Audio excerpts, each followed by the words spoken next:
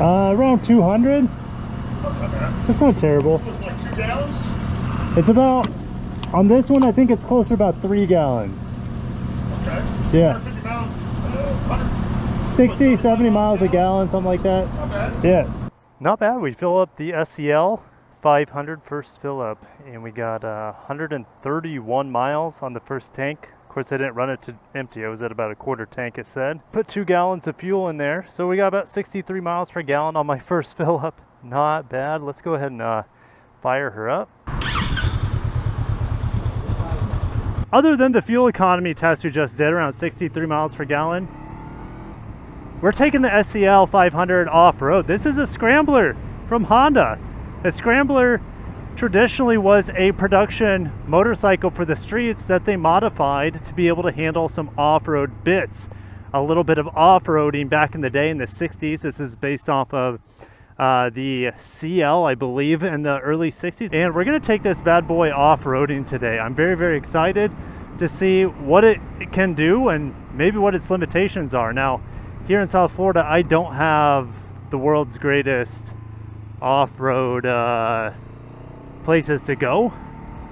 If you get trapped in sand, that sucks. And this isn't the world's lightest motorcycle, being over 420 pounds, if I remember.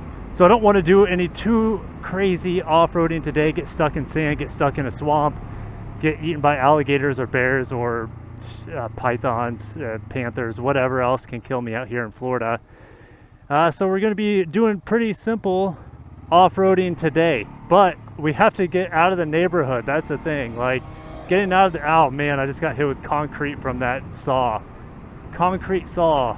That's the beauty of motorcycling, right? So you're gonna get hit with big bugs and debris from time to time. Yeah, but let's go and fast forward us getting to the off-road area, because it's gonna take me a long time just to get there. All right, there's civilization, and here is, I don't know, the wilderness, a little bit of Everglades. Like, I don't want to go into that mess, but we got a little gravel road. It takes maybe 20 minutes for me to get to the nearest gravel road from where I live, maybe a little bit longer. And so we're just gonna have some fun with it. Now, I know this isn't exactly off-roading, but this road, I've taken a Jeep on it, and look how bad it is. Like, there are just potholes everywhere. So it'll be interesting to see how the SCL does, not only with the potholes, but after a while, this thing, it turns pretty messy. So we're going to go a little exploring today on the SCL. And, ooh, there's some clay. We'll get this a little dirty, a little messy. That's a part of going off-roading, but I'll try to avoid the wet stuff if I can. And that, especially that wet stuff down there. Oh man, I'm just going straight. I'm going straight here. Feet up. Oh man, I've never been, I don't think I've ever been on a gravel road on a motorcycle. This is the hardest hardcore I've ever done. Ooh. So, wish me luck. Oh gosh. We're gonna be a little messy by the end of this.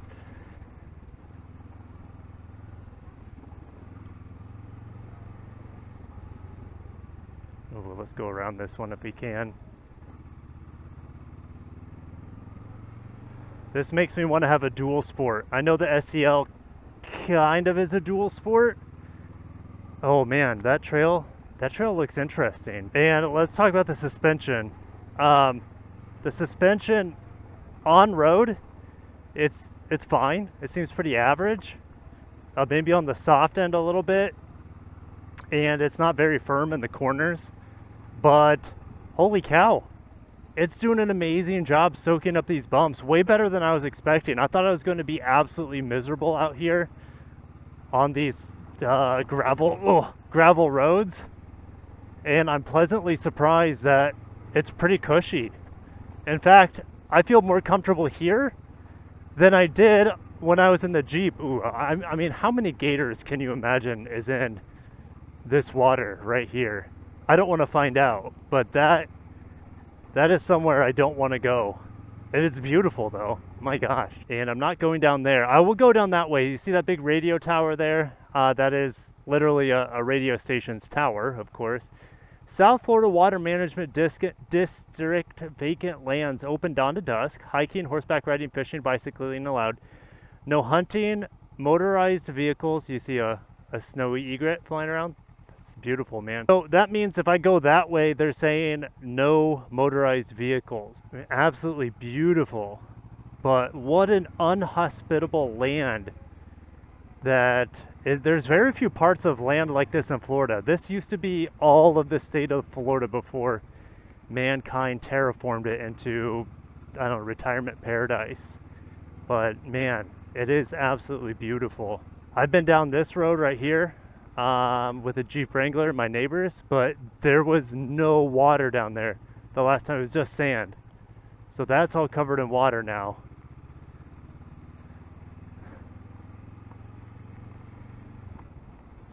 And if you don't know Florida, we have a wet season and dry season, or you could say high summer and low summer.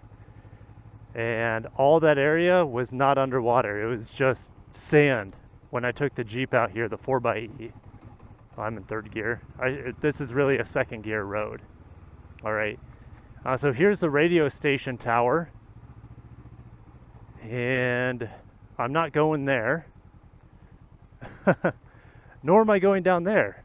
So we've kind of hit the end of our road here, but we will take this little dip here. Should we go through that water? I'm gonna go down this slow. Oh, shotgun shells. That's also a Florida thing. Oh, no problem plowing through that. You know, so I just have such little experience on a motorcycle off-road. I just don't know I have no idea what my traction's gonna be like. So I'm just very, very cautious here. And this is also a press bike. I don't want to do anything that I regret. But yeah, like I said, this SCL, it is absolutely capable of some light off-roading. I would even call this, I mean, this is not a normal average gravel road either. There's plenty of water, big chunks of rock, huge potholes. It's a pretty crummy off-road or gravel road experience here. And the SCL, like, I'm having a blast. Like I said, I'm having way more fun than I did in the Wrangler 4xe. So what do you know? Who would have thought I would have liked off-roading motorcycles?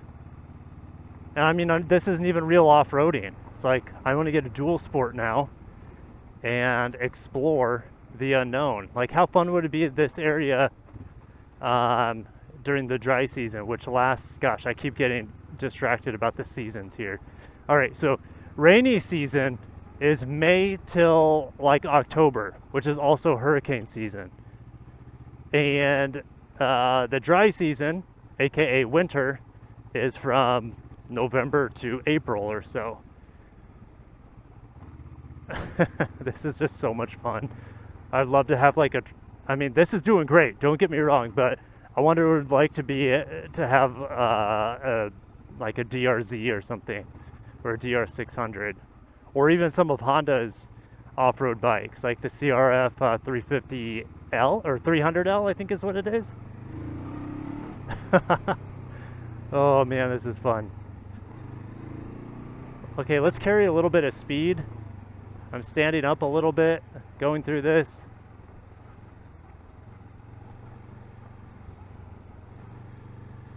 Oh yeah, it's pretty fun to stand on a motorcycle. Okay, what's that? What's that? And we found a side path, which is going to have plenty of water on it, I'm sure. So there, at some point I'll have to turn around.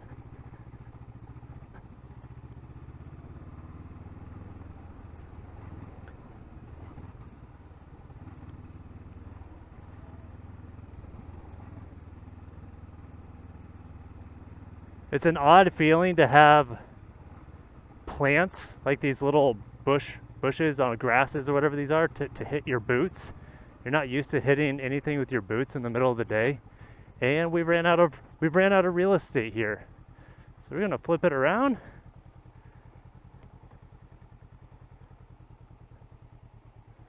Got some soft sand here.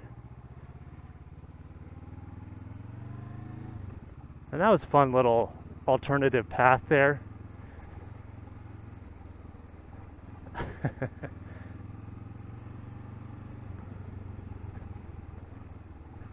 A little bit of old Florida here on the Honda SCL. Now, here's the thing, I would love to take like my Grom on something like this. I just don't think the forks would be able to handle it, to be honest. I'm too big for that bike as it is, so maybe something like a Trail 125 or the CRL 150L or whatever that bike is, that carbureted bike. So that would be an option from the Honda camp for sure on these paths. I mean, you can't go fast anyways, so you might as well, I mean, what's wrong with having a low displacement motorcycle? Like, the most I've gone on this road is maybe 25, and even then it doesn't feel that comfortable to me because it's pretty terrible. So really, you just want the displacement on a dual sport for the streets, but off-road, like, at least where I live, where I don't have any hills, displacement is kind of wasted here. Oh man, I think I went straight through this last time. I'm not going to do that this time. Ooh, that was a little sketch. Ooh, I've never had my rear tire slip like that before. There's a little drift action on a motorcycle.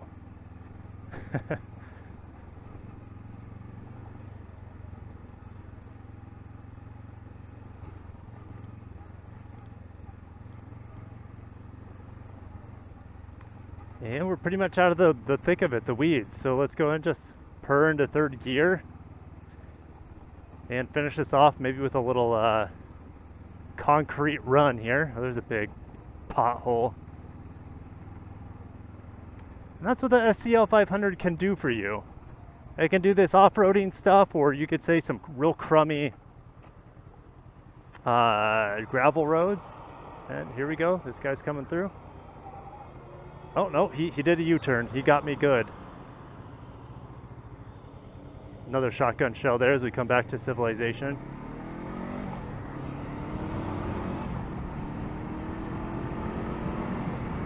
Just so buttery smooth, this bike. You guys know I have a brand new MT-09. That thing, it's not very smooth between the gears. Like, it's always a little bit clunky. There's always some resistance. It feels like a high performance racing clutch if you're like on a Mustang or something, or a sports car. This vehicle, or should I say this SCL,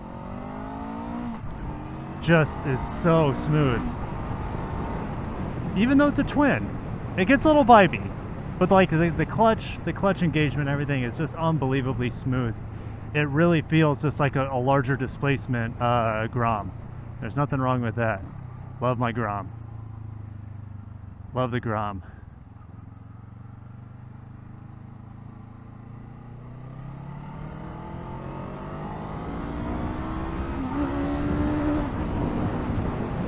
Missed enough shift there. It's my bad, but it happens. And I don't know, like, that's the thing, I don't know where redline is here, you know. That would have been awesome for this SCL to have a tachometer. It's kind of hard to believe that it doesn't.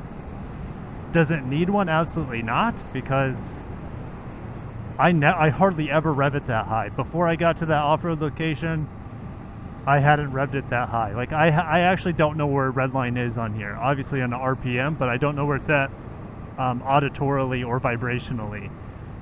Just because I shift. I feel like I shift before I get to redline. I haven't pinged it off the rev limiter. Maybe we should.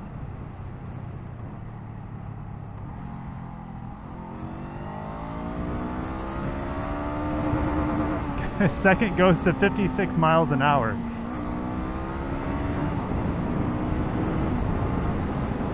Jeez Louise, this thing's quick. Pretty much all the power you need for around town. On the highway, I would want a little bit more power than this, and I said that in my initial review. What the am I want? Oh geez, sorry for the language. Yeah, that was a bit creepy, those vultures, but here we go. This is beautiful. I've never been on this road. I didn't realize this road went this far north. Just absolutely gorgeous. This is a great road. Holy cow. Beautiful. All right, guys, I'm just rambling, which is most of my motovlogs anyways, but yeah, I'm pretty much, I don't have a lot else to say about the SCL500. I got 63 miles per gallon. It's super easy to ride. It's a great beginner bike. You can do some light trails on it. It looks cool. It's easy to modify. If this is my bike, tail tidy, get rid of that, you know, weird exhaust thing. I want to hear this bike. I think it would sound pretty decent if you put a nice slip-on on it, but maybe get rid of these mirrors, put some bar-end mirrors on it or something. Like, there's a lot of, just a few things this bike needs to really like come on its own, and it's done. Like the Grom, I would spend way more money on the Grom to accessorize that than this. I feel like this is pretty close to being done. Just 2 or 3 things and you're on your way, and you're just enjoying the road or the off-road after that. Hopefully I can get another Honda motorbike here on the channel in the coming months.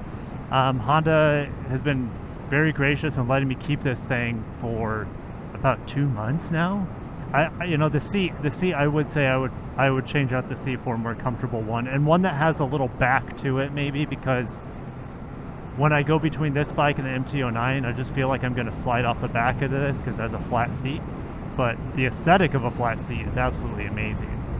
Anyways, like I said, I got to shut this one down. Thank you guys for watching. Look at these kids on their Saurons doing wheelies.